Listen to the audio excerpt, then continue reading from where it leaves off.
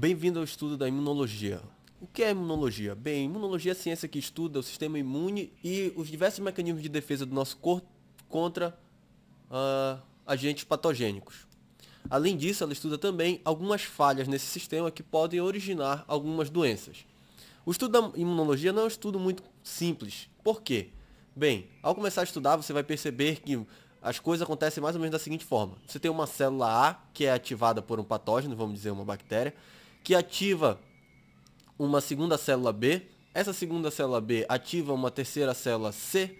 A célula C produz uma proteína A, que volta e reativa a célula inicial que foi ativada pela bactéria. A bactéria também ativa a segunda célula B.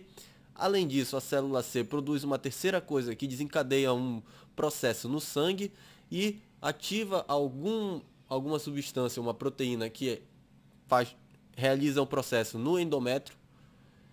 E tudo isso depende da quantidade e da presença de outras substâncias. Por exemplo, se você tiver muito de algum desses fatores, pode ser que a função dele seja invertida.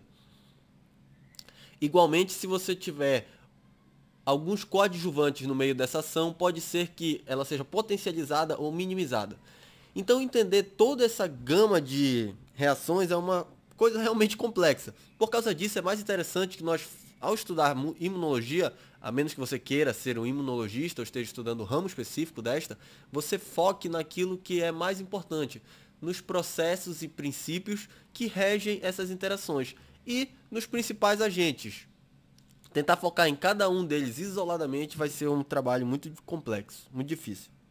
Para piorar, como são muitas células, muitas substâncias, acabou a criatividade para criar novos nomes, como a gente teve o trabalho de criar mais de 200 nomes para todos os ossos. Então começaram a nomear as substâncias numericamente. Por exemplo, interleucina 1, 2, 4, 10, 12, o que torna mais difícil você tentar lembrar a função dela apenas pelo número. E, como uma última dificuldade, já que estava muito fácil, nós temos o problema dessa ciência, ela não está completamente compreendida e constantemente haverem evoluções nesse ramo. O que significa que muito do que você aprende será revisto ou complementado, não tanto completamente mudado, pode ser que isso ocorra, mas é certo que ainda há muito espaço para que essa ciência evolua e algumas ideias mudem. Por causa disso tudo, é interessante nós termos uma visão global de como funciona. Bem, basicamente, mas como é que funciona isso? Quem tenta agredir o nosso corpo, basicamente são bactérias, vírus e outras substâncias exógenas. Tá certo? E qual é a nossa primeira linha de defesa? Nós temos três principais. A primeira linha de defesa é composta basicamente de barreiras físicas, químicas e biológicas. Ou seja, nós temos como barreira física a própria pele, que impede a entrada de diversos micro-organismos. Nós temos como barreira química o pH vaginal, que dificulta a proliferação de bactérias nessa região. E um exemplo de uma barreira biológica seria, por exemplo, a microbiota intestinal, que dificulta a proliferação de bactérias também nessa região. Além desse primeiro sistema de barreiras físicas, químicas e biológicas, depois que nós sofremos uma invasão, entram em ação os nossos dois outros sistemas.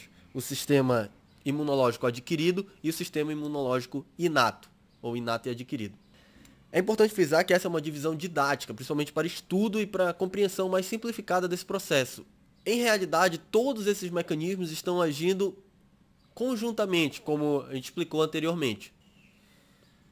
O sistema imuninato é o sistema mais antigo, ele tem milhões de anos já em diversas espécies e mais de 90% das espécies hoje vivas possuem somente esse sistema e são capazes de sobreviver com ele. É um sistema que age mais rápido do que o sistema adquirido. E é composto basicamente de alguns fagócitos e granulócitos. Fagócitos são células que comem outras células, falando grotescamente. Dentre elas nós temos os macrófagos e células dendríticas.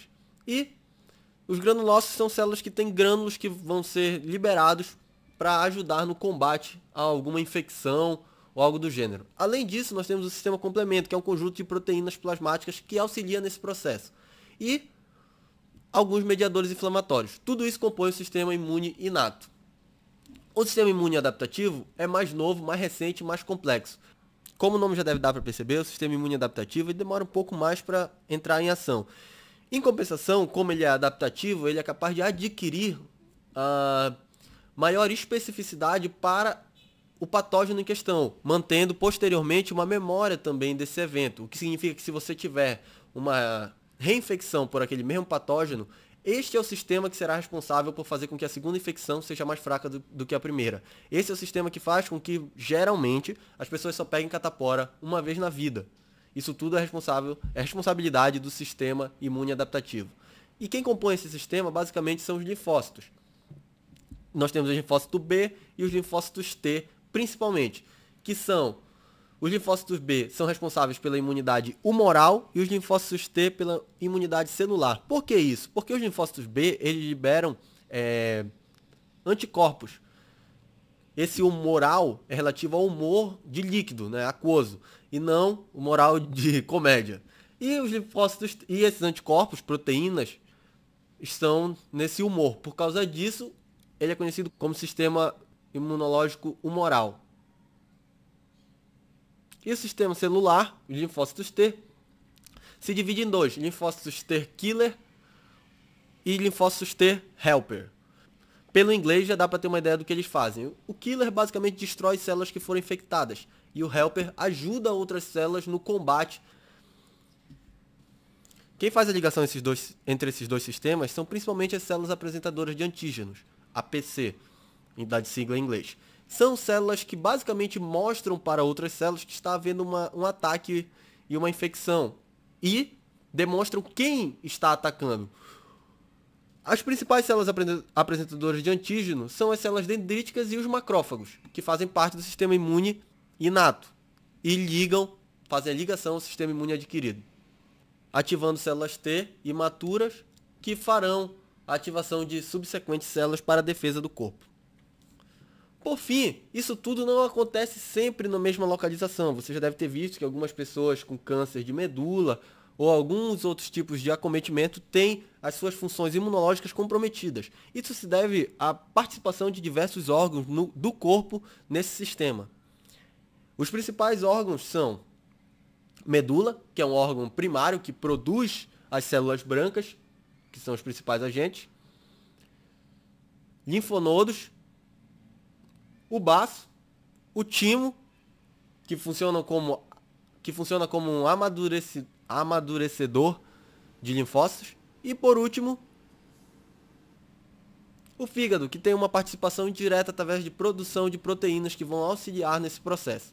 Rigorosamente, todos os órgãos participam do processo de defesa imunológica, direta ou indiretamente, já que é um sistema que está intimamente interligado com todos os outros, mas estes são os principais agentes. No próximo vídeo a gente vai ver muitos detalhes de cada uma dessas funções e de cada um desses fenômenos em ação no nosso corpo. Muito obrigado, hein? Tchau, tchau.